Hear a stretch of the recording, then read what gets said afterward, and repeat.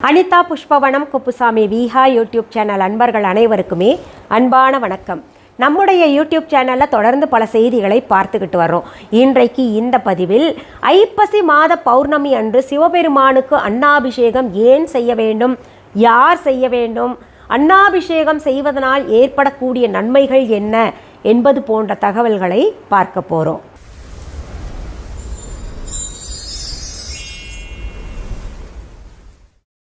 இன்றைக்கு பிறந்த நாள் மற்றும் திருமண நாள் காண இருக்கின்ற அனைவருக்குமே என்னுடைய வாழ்த்துகள். உங்களுடைய வாழ்க்கையில் நீங்கள் அனைத்து நலங்களும் வளங்களும் கிடைக்கப்பெற்று நீடூழி வாழணும்னு நான் இறைவன் கிட்ட பிரார்த்திக்கிறேன். இந்த காணொளியை காண்கின்ற அனைவருக்குமே இந்த நாள் இனிய நாளாக அமையட்டும். ஐப்பசி மாத பௌர்ணமி என்பது தனிச்சிறப்பு வாய்ந்த தினமாக இருக்கின்றது. அன்னமே பரபிரம்மம் என்று கூறி அன்னத்தை இறைவனாக நாம் வணங்கி வருகின்றோம். உடலை வளர்ப்பதோடு மட்டுமல்லாமல் உள்ளத்தையும் அன்னம் சேர்த்து வளர்க்கின்றது. அதாவது நாம் உண்கின்ற உணவு நம்மை வளர்க்கின்றது. நமக்கு பிரதானமாக இருக்கக்கூடியது என்ன அப்படின்னு பார்த்தோம்னா அன்னம்தான், சோறு. கல்லில் வாழும் தேரை முதல் கருவில் இருக்கும் குழந்தை வரைக்கும் அனைத்து ஜீவராசிகளுக்கும் உணவளித்து காத்து ரட்சித்து கொண்டிருக்கின்ற ஈசனுக்கு நாம் நன்றி கூற வேண்டும். எப்பொழுது அப்படின்னு பார்த்தோம்னா இந்த ஐப்பசி மாத பௌர்ணமி அன்று. ஏன் இந்த ஐப்பசி மாதம் பௌர்ணமி சிறப்பாக இருக்கிறது அப்படின்னு பார்த்தோம்னா அதற்கு புராண கதைகள் சொல்லப்பட்டிருக்கின்றன. இந்த ஐப்பசி மாதத்தில் சந்திரன் பூமிக்கு அருகிலே சுற்றி கொண்டிருக்கும். திங்கள் முடி சூடியவருக்கு மதி நிறைந்த நாளிலே வழிபாடுகள், ஆராதனை, விசேஷ பூஜைகள் செய்வது இயல்புதான். நவகிரகங்களிலே சந்திரனுக்கு உரிய தானியம் அரிசி.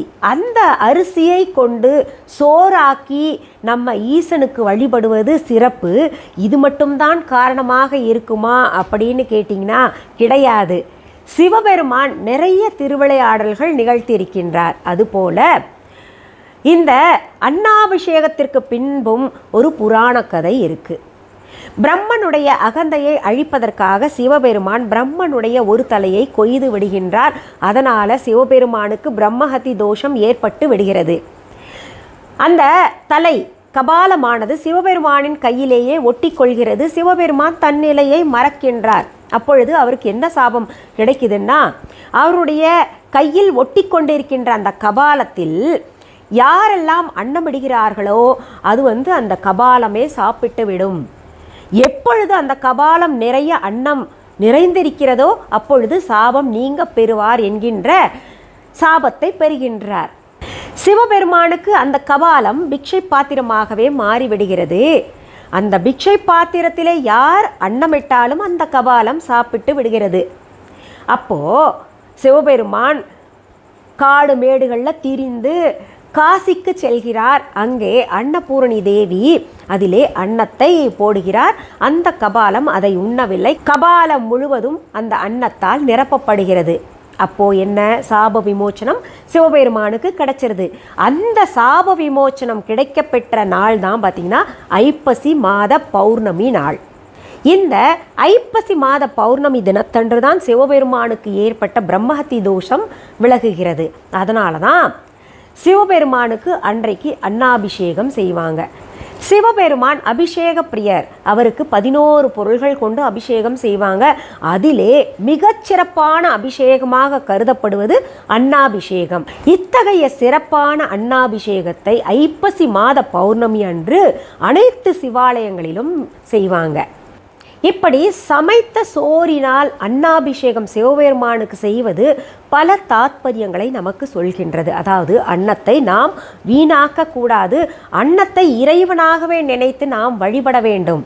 வீட்டில் பெரியவங்க சொல்லுவாங்க, சோறு கீழே கிடந்தால் அதை மிதிக்காதே, அந்த சோறுக்காக தான் நம்ம கஷ்டப்படுறோம் அப்படின்னு சொல்லுவாங்க. அதை கடவுளாக நாம் மதிக்க வேண்டும். ஒவ்வொரு அன்னத்திலும் இறைவன் இருக்கின்றார்.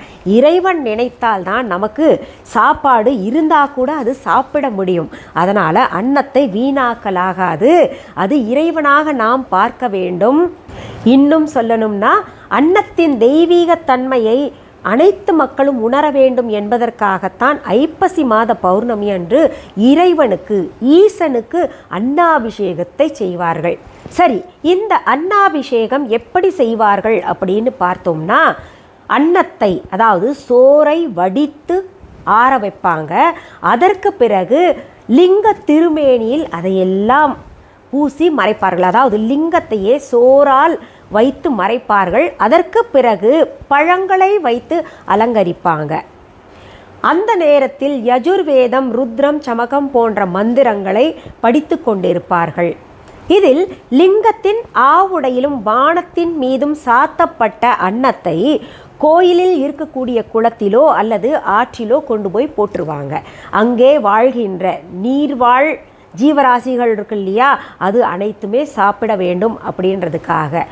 அதற்கு பிறகு நல்ல அதிர்வலைகள், நல்ல கதிர்வீச்சுகள் இருக்கின்ற இடத்திலிருந்து அன்னத்தை எடுத்து மனிதர்களுக்கு பிரசாதமாக கொடுப்பார்கள். அப்படி பிரசாதமாக நாம் பெற்றுக்கொண்டு சாப்பிட்டோமே ஆனால் நம் உடம்பில் இருக்கின்ற நோய் நொடிகள் தீரும், குழந்தை இல்லாதவர்கள் குழந்தை பேறு கிடைக்க பெறுவார்கள், மற்றும் நம் வாழ்வில் இருக்கக்கூடிய மற்ற பிரச்சனைகள் எல்லாம் அகலும். சரி, இந்த அன்னாபிஷேகம் செய்யறதுல நாங்கள் வீட்டில் சோறு சமைச்சு கோயிலுக்கு கொண்டு போய் கொடுக்கலாமா அப்படின்னு கேட்டால் தாராளமாக கொடுக்கலாம். அப்படி நாம் சோறு சமைத்து கொண்டு போய் கோவிலில் கொடுக்கறதுனால என்ன நன்மைகள் ஏற்படும் அப்படின்னு கேட்டிங்கன்னா, நமக்கு தெரிந்தோ தெரியாமலோ ஏதாவது தோஷங்கள் ஏற்பட்டு இருந்தால், குறிப்பாக பிரம்மஹத்தி தோஷம் ஏற்பட்டு இருந்தால் அது விலகும். பிரம்மஹத்தி தோஷம்னா என்ன? ஒரு உயிரை கொல்வது பிரம்மஹத்தி தோஷம். இப்போ அநேகம் பேருக்கு பிரம்மஹத்தி தோஷம் இருக்கலாம். காரணம், நம்ம தெரிந்தோ தெரியாமலோ எறும்பை கூட கொல்றோம் இல்லையா? இது போன்ற தோஷங்கள் எல்லாம் விலகணும்னா இந்த ஐப்பசி மாத பௌர்ணமி அன்று சிவபெருமான் ஆலயங்களிலே நடைபெறுகின்ற அன்னாபிஷேகத்திலே நாம் கலந்து கொள்ள வேண்டும்.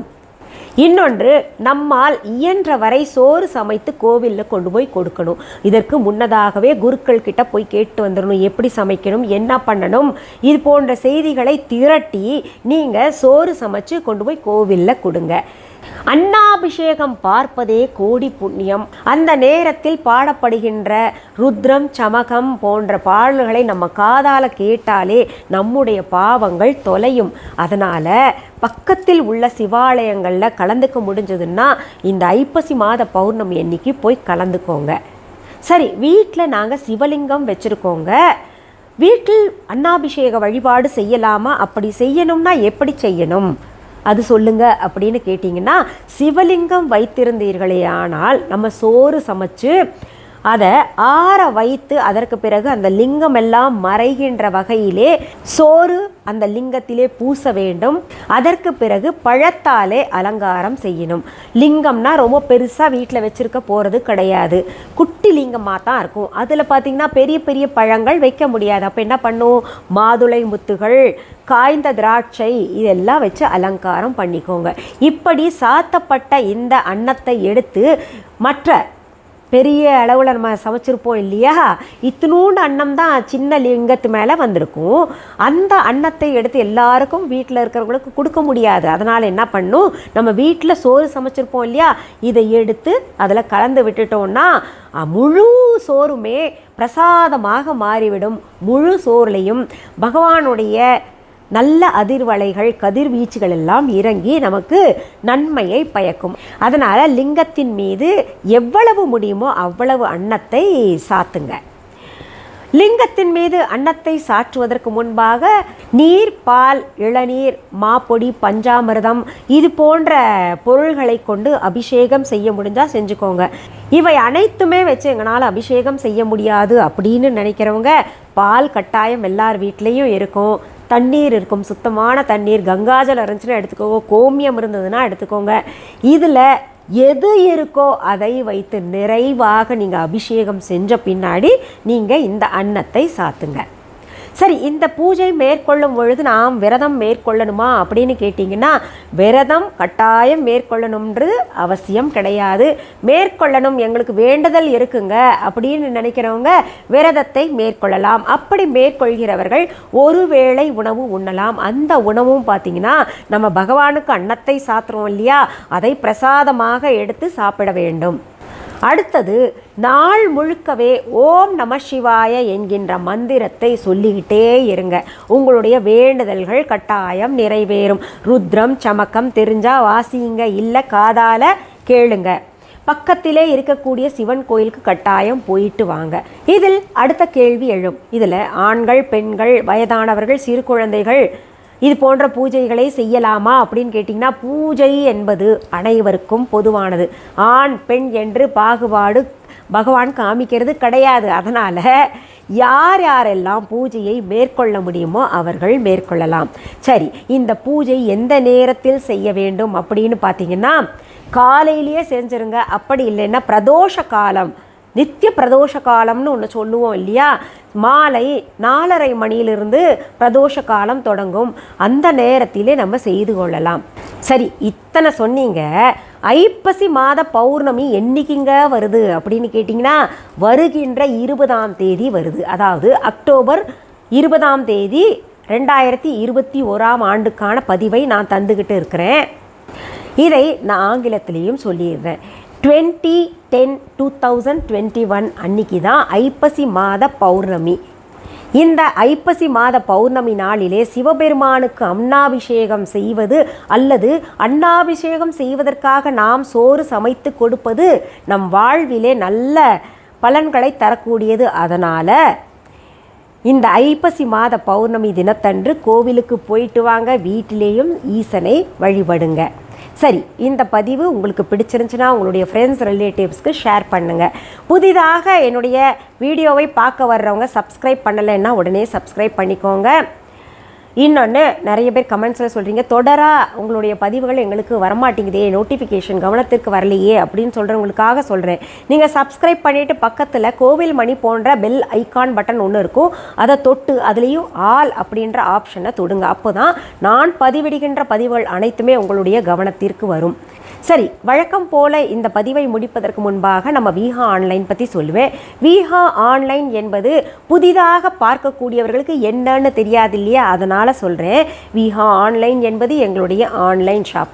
இதுவரைக்கும் யாராவது விஹா ஆன்லைன் ஷாப்பிங் ஆப்பை டவுன்லோட் பண்ணலைன்னா உடனே ப்ளே ஸ்டோர், ஆப் ஸ்டோர் போயிட்டு தம்ப்நெயிலில் கொடுக்கப்பட்ட அல்லது டிஸ்கிரிப்ஷன் பாக்ஸில் கொடுக்கப்பட்ட விஹா ஆன்லைன் அப்படின்ற ஸ்பெல்லிங்கை பார்த்து நீங்கள் டெக்ஸ்ட் பண்ணுங்கள், டவுன்லோட் பண்ணிக்கோங்க.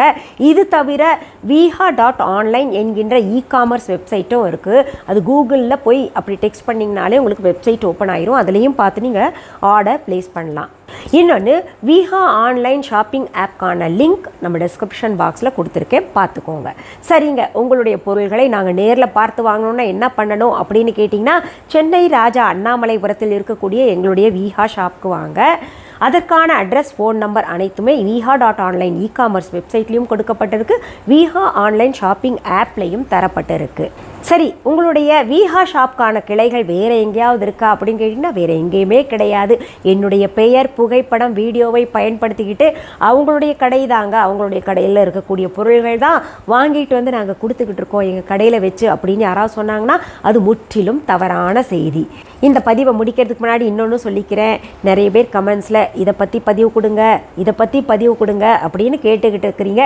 கட்டாயம் உங்களுக்கான பதிவுகள் சீக்கிரத்தில் வரும். எனக்கு இப்போது பார்த்திங்கன்னா கொஞ்சம் சளி பிடிச்ச மாதிரி இருக்கும், அதாவது கோல்டு இருக்குது, மழையில் வாண்டடாக போய் நான் நினைஞ்சேங்க ரொம்ப நல்லாயிருக்கும் அப்படின்னு.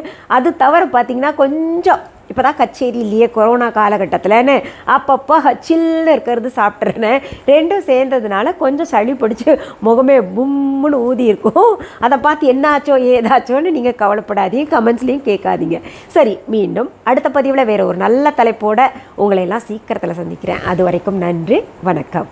அன்பான வாடிக்கையாளர்களே, உங்கள் விஹா ஸ்டோரில் பூஜை பொருட்கள், சிலைகள், ராசிக்கற்கள், வாஸ்து பொருட்கள், விதைகள், பாரம்பரிய அரிசி வகைகள், சிறுதானியங்கள், ஆர்கானிக் பொருட்கள், மூலிகை எண்ணெய், மளிகை பொருட்கள், மரச்செக்கு எண்ணெய், மரப்பொருட்கள், வெள்ளி ஆபரணங்கள், கிஃப்ட் ஆர்டிகல்ஸ், காட்டன் மற்றும் பட்டு புடவைகள், காட்டன் சுடிதார்கள், பட்டு பாவாடை, குழந்தைகளுக்கான விளையாட்டு பொருட்கள், ஹை குவாலிட்டி இமிடேஷன் நகைகள், வீட்டு உபயோக பொருட்கள், ஜூட் பேக்ஸ், ஹேண்ட்மேட் சோப்ஸ், அழகு சாதன பொருட்கள், சிறுதானிய பிஸ்கெட்டுகள், ஹோம் அப்ளையன்சஸ், இன்னும் பற்பல பொருட்கள் விற்பனைக்குள்ளது.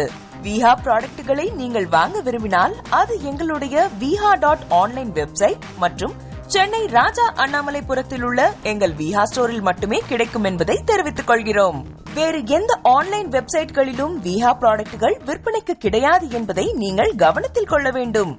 எங்கள் விஹா ஸ்டோரின் விலாசத்தை கண்டறிய கூகுள் மேப்ஸில் விஹா ஸ்டோர் என்று டைப் செய்தால் வழியை கண்டறியலாம். www.viha.online வெப்சைட்டிலும் விஹா ஸ்டோரின் அட்ரஸ் உள்ளது.